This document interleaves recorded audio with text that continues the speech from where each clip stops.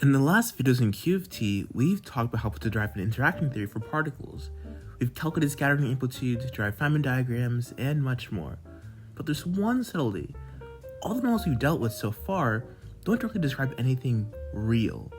Well, I should clarify. They can describe real things. Take the phi-4 theory. It can describe how Higgs particles interact with other Higgs particles, or how nuclei interact with other nuclei. But no one studies the phi-4 theory to talk about nuclei scattering, because no one cares about that, unless you want to explode things. We talked about the phi-4 theory because it's easier and allows us to do some QFT without having to cry every second.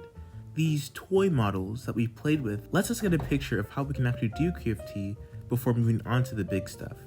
But now it's time to move on to the big stuff.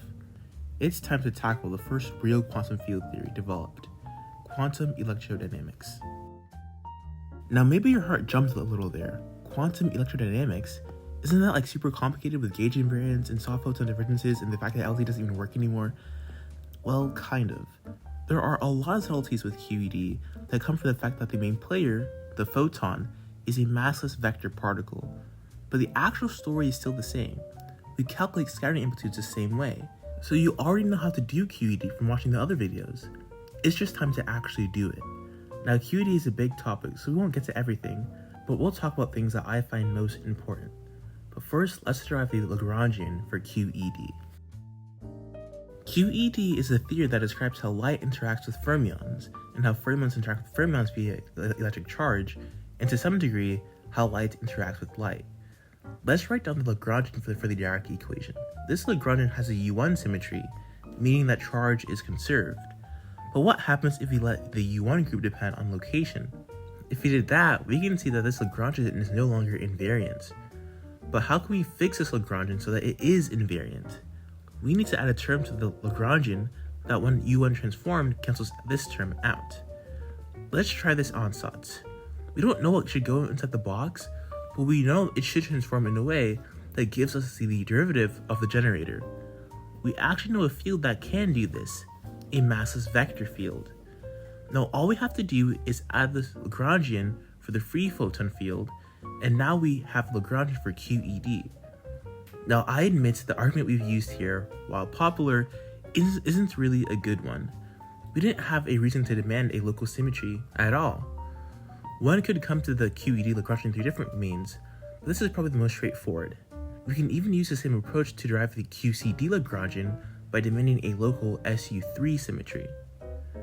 Let's skip ahead and derive the Feynman rules for the theory. We can see that each vertex should give this factor, and there should be 3 legs for each vertex.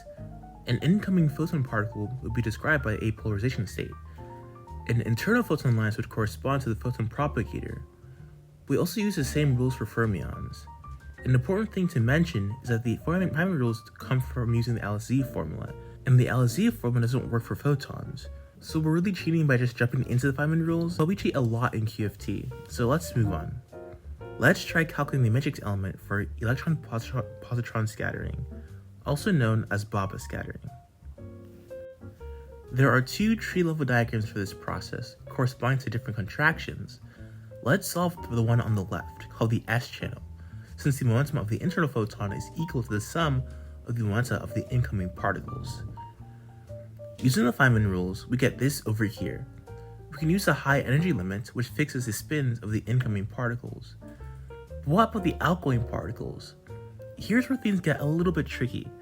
Now these particles are colliding head-on in the center of mass frame, so the momenta of the incoming particles are already determined. But the outgoing particles can have any momenta, as long as the momentum is conserved. Now let's sidetrack to a bit of trick. If we have some vector r, the x component of the vector is r cosine of theta, and the y component is r sine of theta.